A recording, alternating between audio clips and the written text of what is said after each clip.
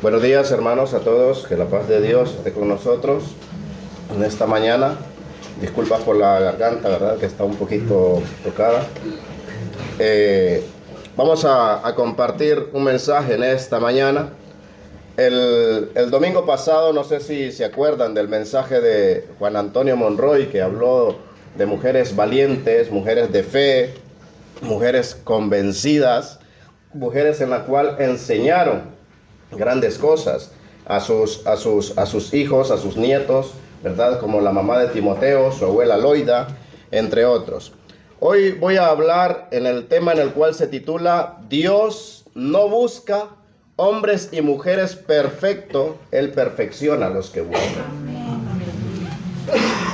Cuando entramos en este tema, he iniciado con Filipenses capítulo 1, versículo 6, en el cual dice: estando convencidos de esto, que el que en ustedes comenzó la buena obra, la perfeccionará hasta el día de Cristo Jesús. Dice esta escritura de que estemos convencidos de estos, que el que empezó la buena obra en nosotros no va a descansar, va a seguir trabajando y no va a descansar hasta perfeccionarla en nosotros hasta que Cristo Jesús vuelva. Es por eso que de nuestra parte tenemos que dejarnos moldear por Cristo. Dios no busca hombres y mujeres perfectos, Él perfecciona a los que busca. En el lugar de esto, cuando vemos que Dios escoge para cumplir su misión a su equipo, a su pueblo, el equipo que Él estaba eligiendo para completar su obra, vemos que Dios escoge personas comunes y débiles entre todos. Entre toda la sociedad, entre toda la ciudad, entre todo lo que Él fue a elegir, hablando de Galilea, hablando de los que Él eligió, Él elige personas comunes y usuales con debilidades comunes. Con debilidades comunes para cuidar a su rebaño, para construir y para fortalecer su iglesia y para avanzar en su reino. Así trabaja Jesús. Tomó un puñado de pescadores, un puñado de carpinteros, un puñado de recaudadores de impuestos, un puñado de fanáticos, ¿verdad? En el cual moldeó una fuerza en la cual transformó el mundo.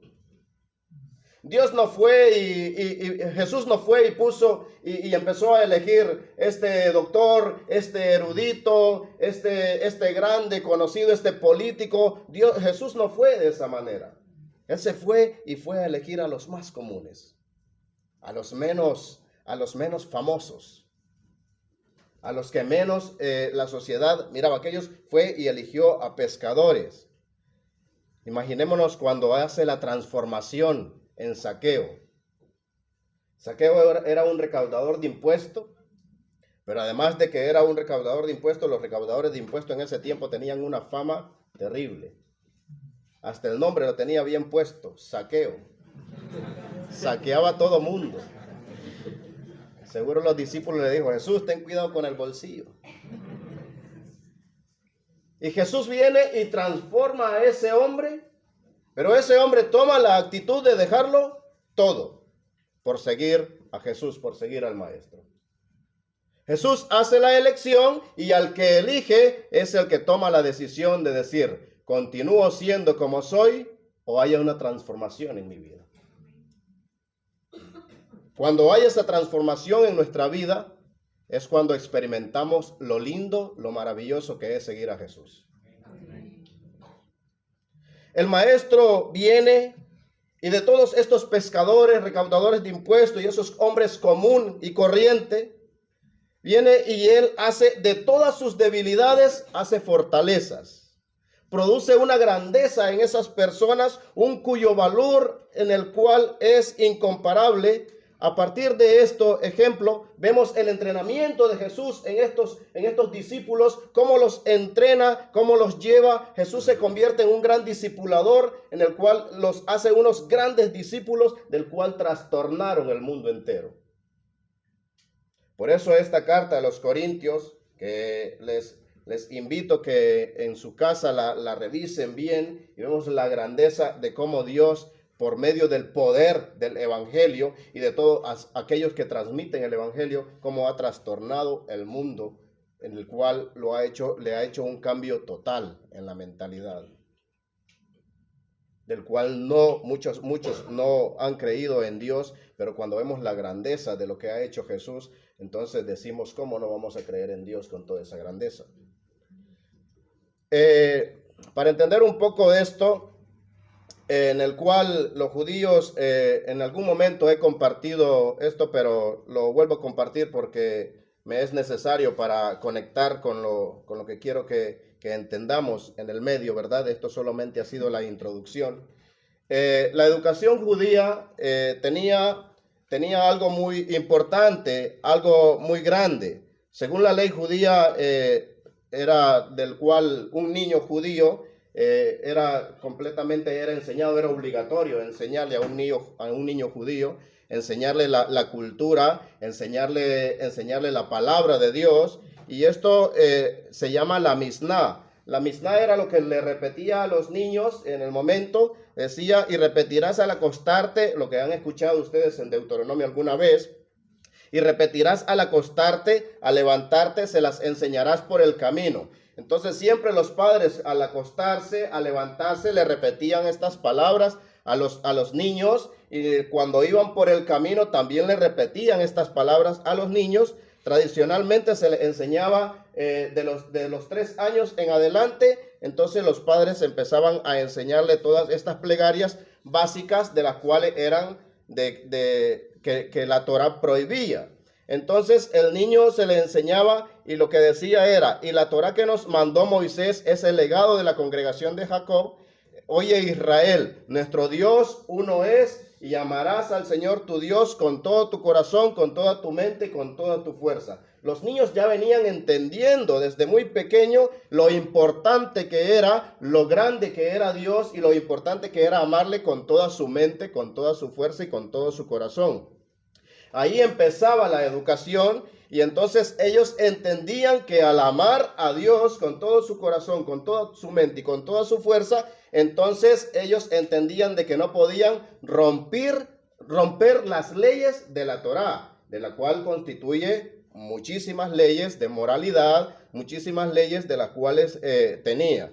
Entonces los niños a la educación, a la edad de 12 años, entonces ya dominaban estos escritos, del cual viene luego, en el cual constituía el Pentateuco, los 5 libros de la ley. Entonces ellos entendían eso, nuestro Dios uno es, y amarás al Señor tu Dios con toda su mente, con todas sus fuerzas y con todo tu corazón.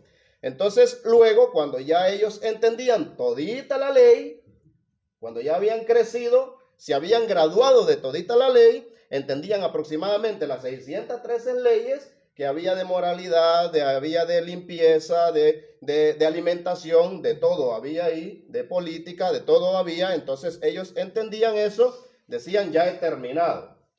Entonces, ¿qué buscaba un niño ya cuando se graduaba, cuando ya llegaba a la mayoría de edad? ¿Qué buscaba? Buscaba que un maestro, un rabino, lo acogiera y dijera, ahora tú vas a ser mi discípulo. Y entonces vemos ahí aquellos pescadores, aquellos publicanos, recaudadores de impuestos, a Pedro, a Juan, Jacob, lo vemos ahí. ¿Y qué ha pasado con ellos? ¿Por qué no están enseñando? Ellos se graduaron de la ley, pero ningún rabino los había escogido. Ningún maestro los había escogido. Y de repente llega el maestro de maestros, Jesús, el rabino de rabinos, y le dice, Pedro, ven, sígueme. Ninguno de los rabinos lo había escogido a ellos para ser sus discípulos, y viene el maestro de maestros, el rabino de rabinos, y los hace sus discípulos. Y aquí es donde entramos en el momento en el que Dios nos comparte este texto de Corintio, y dice que lo vil de este mundo escogió Dios para avergonzar a los sabios. Lo vil de este mundo escogió Dios para avergonzar a los sabios. Dios no está buscando hombres y mujeres perfectos, sino que Él va perfeccionando a los que buscan. quiero que nos enfoquemos un poco en la transformación de la cual Dios hizo en uno de los 12 discípulos, o de todos los discípulos que Jesús escogió y los hizo sus discípulos. Quiero que nos concentremos en Pedro. Seguramente algunos nos identificamos con Pedro, ¿verdad? Más que todo por el carácter. Pedro, ¿verdad? En primer lugar, era un Galileo. Pedro no era estudiado, no tenía ningún estudio, ningún doctorado, ni nada por el estilo. Además de que los padres les enseñaban esto de la Torá y todo eso, y la Mishnah, y repetir al Señor, amarás al Señor tu Dios con toda tu mente, con toda tu fuerza y con todo tu corazón. También ellos no solamente les enseñaban no solamente les enseñaban la escritura, sino que les enseñaban algún oficio. Y Pedro seguramente heredó el oficio de su padre, que era pescador. Entonces Pedro se dedicaba a la pesca. Este Pedro mismo, ¿verdad? Era un Pedro cortante, un Pedro de carácter fuerte, un Pedro de aquellos, ¿verdad? De que no me mires, mírame pero no me toques. Por eso digo que algunos nos identificaremos con ese carácter de Pedro. Ese mismo Pedro era explosivo. Ese mismo Pedro tenía, ¿verdad?, de la cual le gustaba ir delante, pero ese mismo Pedro también tenía esa actitud de ser líder. Y a ese Pedro elige Jesús para trabajar en él. A ese Pedro elige Jesús para transformarlo. Y a ese Pedro elige Jesús para que vuelva loco al mundo con la predicación del evangelio. Entonces, hermanos, a veces nos preguntamos y decimos nosotros, qué débil soy, qué pecador soy. No puedo seguir, no puedo avanzar y no puedo hablarle a otros de mí. Pues Dios te ha elegido a ti con tus debilidades para que vuelvas a loco el mundo con la predicación del evangelio. Dios nos ha elegido a nosotros aún con nuestras debilidades, con nuestras imperfecciones, para que volvamos loco el mundo con la predicación del evangelio. Porque el poder está en el evangelio. Por eso se llama el dínamos. El evangelio es el poder de Dios que es para transformar vidas.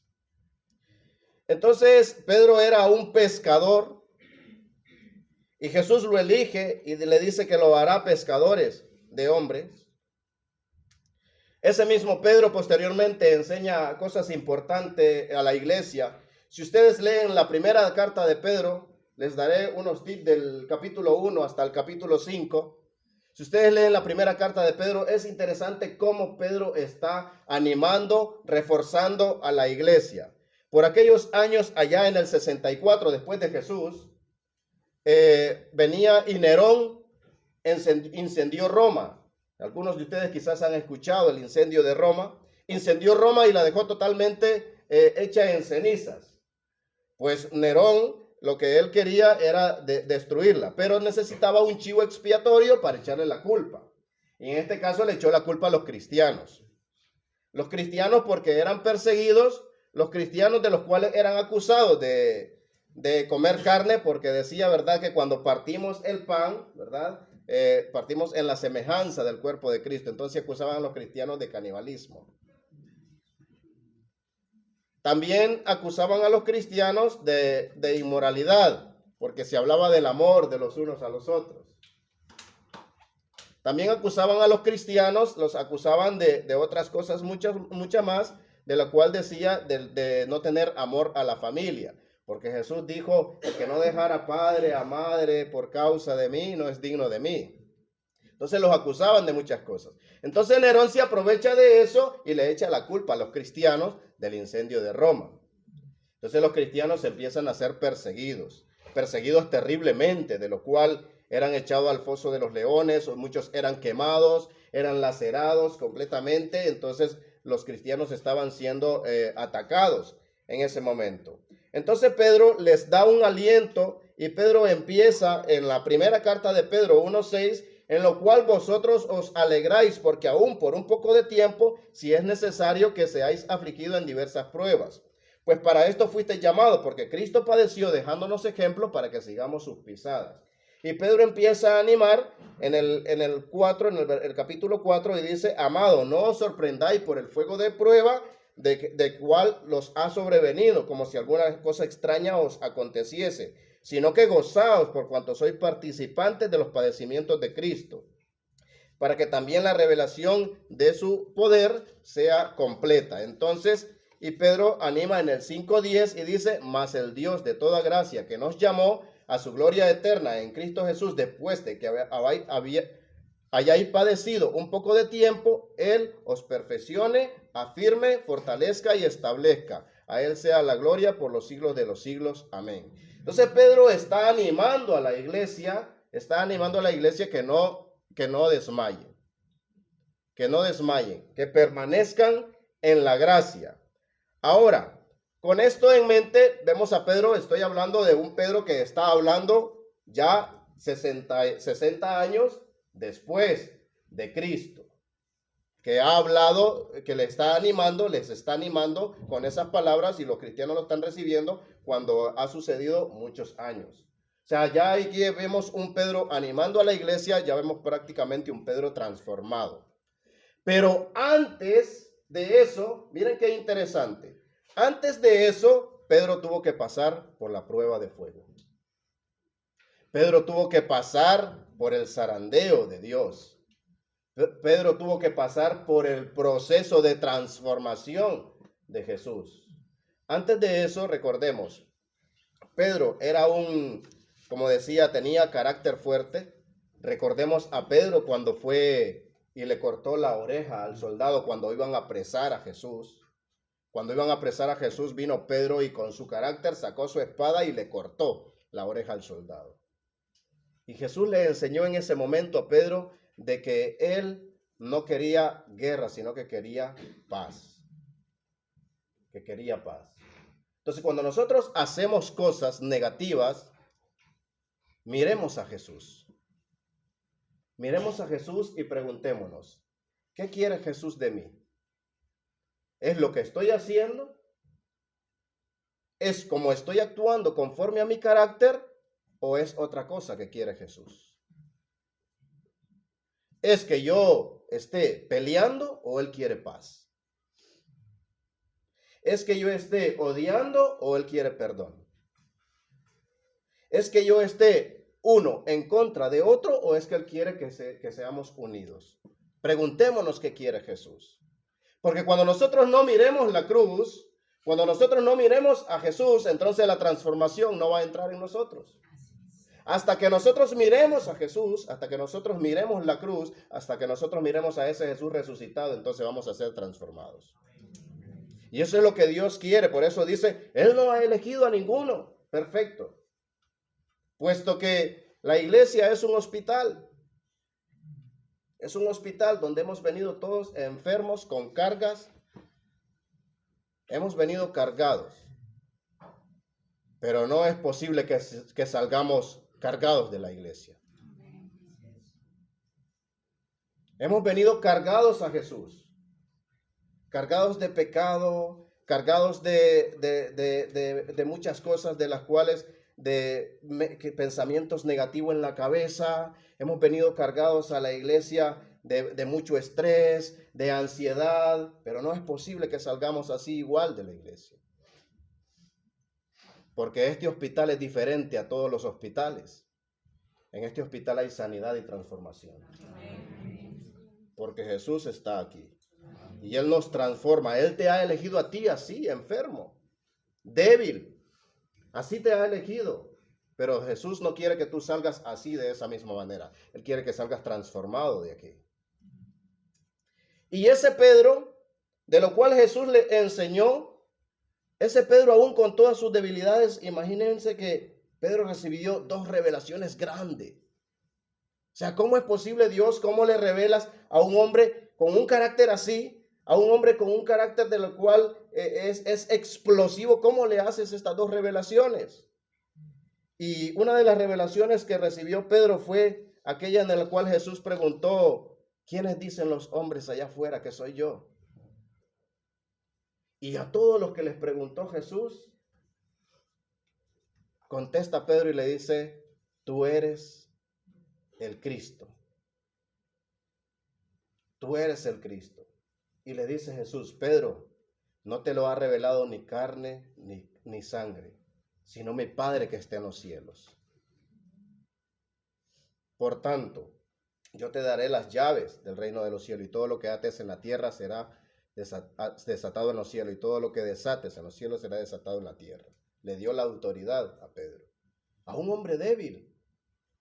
A un hombre débil dice, no te lo reveló ni carne ni sangre, sino mi Padre que está en los cielos. A ese hombre débil le hace una gran revelación. Pero a ese mismo hombre débil, de lo cual Jesús estaba usando, ese mismo hombre débil de lo cual tuvo esta gran revelación, fue mal usado, porque también lo usó Satanás. Cuando Jesús le dijo que era necesario, que tenía que ir a morir, Pedro se le interpuso y le dijo, Maestro, que no te acontezca esto, no vayas a Jerusalén. ¿Y saben qué le dijo Jesús? Apártate de mí, Satanás, porque me eres tropiezo. Entonces, hermanos, muchas veces en el proceso de transformación, hay alguien que no está contento que seamos transformados. Y es el enemigo. El que conocemos como el diablo, que a muchos no les gusta mencionar. El diablo no le gusta que Dios haga cambios en nuestra vida. El diablo no le gusta que nosotros seamos usados. El diablo no le gusta que nuestras vidas se transformen y que seamos otras personas. Él quiere que sigamos siendo los mismos débiles, llenos de pecado, negativos, con malos pensamientos y que no avancemos. Eso es lo que quiere el enemigo. Pero Jesús, Él quiere convertir todas esas debilidades en nuestras fortalezas. Porque al enemigo no le conviene que nosotros seamos fuertes. Porque si somos fuertes, entonces Él no va a poder con nosotros. Por eso dice, estad firmes y resistid al diablo. Cuando estamos firmes podemos resistir al diablo. Cuando no estamos firmes, somos presa fácil para el león que anda como el diablo, que anda como león rugiente buscando a quien devorar. Entonces, Pedro en ese momento fue interrumpido por el enemigo. Pedro, como estando con el maestro, como estando ahí, habiendo sido enseñado del maestro y habiendo recibido todas las enseñanzas, como Pedro deja que en un huequecito se meta ahí el enemigo y lo use en ese momento. Pero nos preguntamos, ¿Jesús lo abandonó por eso? Jesús dijo, ya vas a dejar de ser mi discípulo por eso que has hecho, ¿verdad que no? A veces nosotros como humanos queremos hacer un papel superior a Jesucristo. Y cuando vemos que alguien falla, ya lo enterramos. Lo crucificamos y lo enterramos. Jesús nos enseña la misericordia. Jesús nos enseña el amor. Jesús nos enseña que todo aquel que ha caído no hay que crucificarlo, sino que hay que restaurarlo. Y Jesús amó a Pedro y lo restauró. Lo restauró. Ese es el Jesús que nosotros tenemos, que cuando ve el caído le da la mano. Ese es el Jesús que nosotros tenemos, que cuando ve como el samaritano que lo golpearon y lo dejaron medio muerto, Él le dio la mano y dijo, cuídamele, y todo lo que gastes de más, yo te lo daré. Ese es el Jesús que nosotros tenemos. El que nos cuida, el que está siempre con nosotros. Seguimos con Pedro, hermanos, ya se va llegando el tiempo. Seguimos aprendiendo de Pedro. Voy a ir concluyendo. Ya luego Jesús, cuando le enseñó a todos sus discípulos, les enseñó el amor, les enseñó la compasión, les enseñó todo lo que les había enseñado en todos esos 3 años aproximadamente que estuvo con ellos. Jesús murió, ellos fueron testigos de su muerte. Aunque Pedro también recordemos a Pedro llorando amargamente cuando negó a Jesús, lo negó 3 veces. Solo bastó con una mirada de Jesús para darse cuenta.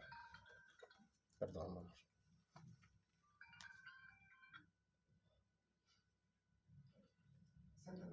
Sí.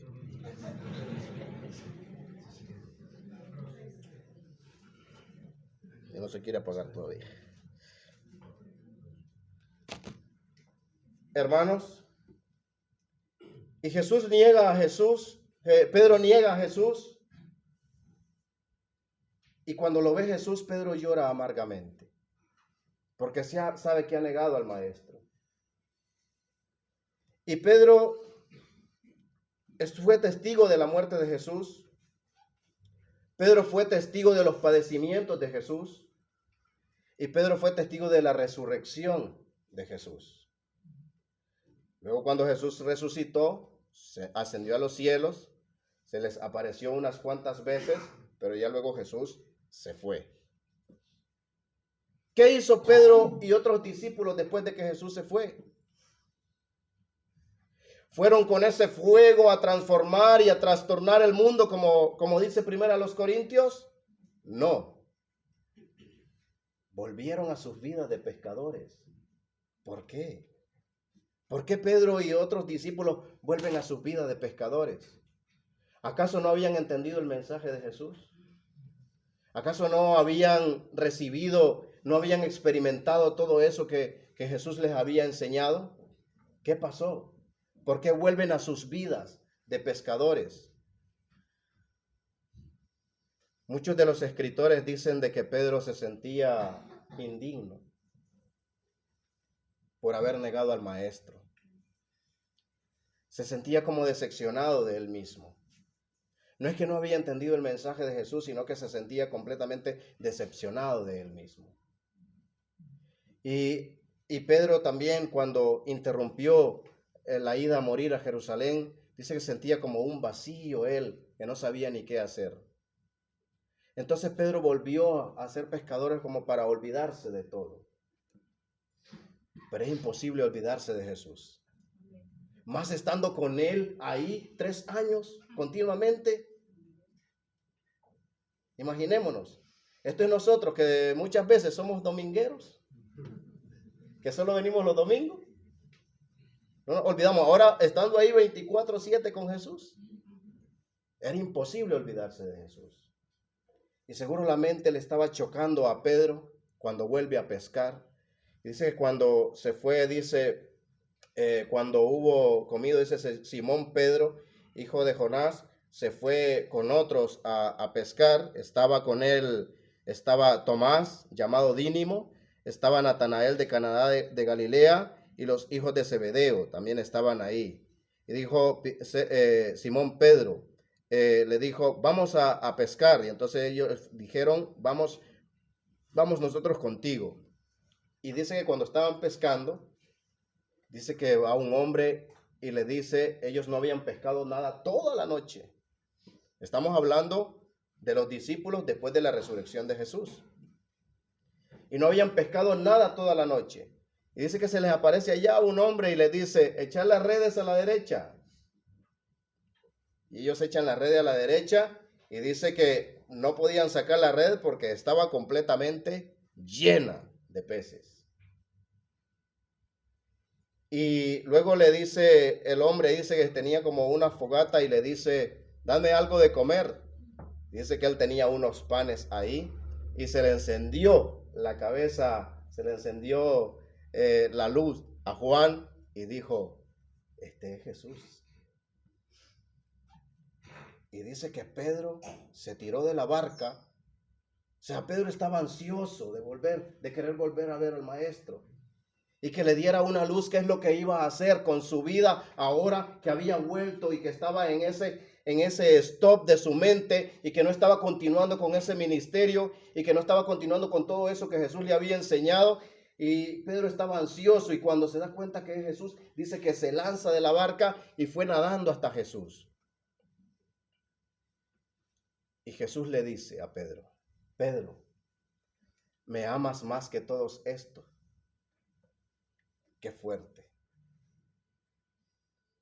Qué fuerte, con todo lo que había pasado Pedro y con todo ese tiempo y con todo eso que había decidido volver a ser pescador, le dice, ¿me amas más que todo esto? O sea, le dice, Pedro, ¿estás dispuesto tú a dejar todo esto por amor a mí? ¿Estás dispuesto a dejar todo eso, tus redes y todo lo que te rodea por amor a mí? Y Pedro se quedó en silencio. Y le vuelve a decir Jesús, Pedro, ¿me amas? Y Pedro le contesta, Señor, te quiero. Oigan las palabras diferentes. No quiero usar ni las palabras en griego y eso. Esa es la traducción. Le dice, Pedro, ¿me amas? Y Pedro le contesta, Señor, te quiero. Le pregunto una segunda vez, Pedro, ¿me amas? Y él le vuelve a decir, Señor, te quiero. Y por tercera vez Pedro le dice, Señor, cuando le vuelve a preguntar Jesús, ¿me amas? Él le dice, Señor, tú lo sabes todo. Tú sabes mi condición, Señor. Tú sabes todo lo que he hecho, tú sabes cómo me siento, tú sabes en qué situación estoy. Pero tú sabes que sí te quiero, Señor. Hermano, por mucho de lo que nosotros hayamos hecho y nos sintamos lo más vil de este mundo, Jesús nos vuelve a restaurar. Y le decimos al Señor, Señor, tú sabes en qué situación estoy. Pero en el fondo tú sabes que sí te amo, Señor. Él no ha elegido hombres y mujeres perfectos. Él está perfeccionando a los que ha elegido. Amén. Y hemos venido a Él para ser perfeccionados. Pedro entendió el mensaje de Jesús. Pedro fue restaurado. Y no solamente eso. Jesús le dice a Pedro, no solamente eso, le dice, ya sé, Pedro, que me amas. Entonces apacienta mis corderos. Le lanza esta pregunta a Jesús a Pedro para que Pedro se dé cuenta en qué situación está, en qué momento está. Y cuando Pedro se da cuenta en qué momento está y tiene esa restauración, entonces ahí es cuando Jesús dice, ok, ya te has dado cuenta en qué situación estás. Entonces, apacienta mis corderos. Hermano, ¿qué aprendemos de esto? ¿Nos hemos dado cuenta en qué situación estamos? En este momento, en nuestro interior hemos confesado, Señor, tú sabes en qué situación estoy, pero tú sabes que te amo. Nos hemos dado cuenta de eso. Entonces, ¿ahora qué haremos? ¿Nos quedaremos así, tal cual? Ya nos dimos cuenta en nuestro corazón en qué situación estamos. Ya le confesamos al Señor que le amamos. ¿Nos vamos a quedar así, tal cual como estamos? No, Jesús quiere más de nosotros y dice, ¿ahora qué harás? Y a Pedro le dice, apacienta mis corderos. ¿Y tú qué harás, hermano? ¿Qué harás por la iglesia? ¿Qué harás dentro de la iglesia? ¿Qué harás como discípulos? Como discípulo para que Dios siga trabajando en ti, para que Dios siga transformando tu vida.